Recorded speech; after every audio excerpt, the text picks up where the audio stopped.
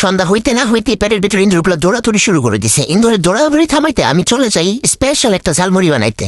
প্রথমে আমি পেঁয়াজ মরিচ কেটে নিয়েছি, তারপর দেখতে পারতেছি এই টুসটুসে গুলটুমাল্টু লেবুটা, এটাকে আমি কাইটটা ফালা ফালা করে দিয়ে দিলাম চানাচুর কিঞ্চিতখানি লবণ, তারপর গড়পড় করে সরিষার তেল ঢেলে দিলাম। তারপর ঝাঁকানাকা করে এমন একটা মাখা দিব, ও ছোলা বোনা দিতে তো ভুলে গেছি, দিয়ে দিলাম ছোলা বোনা। আরে কি চেমচে ওঠে না কেন, দৌড়ো, আমার আবার এত ধৈর্য নাই ভাই, পোড়া বাটি ডাইলা দিলাম।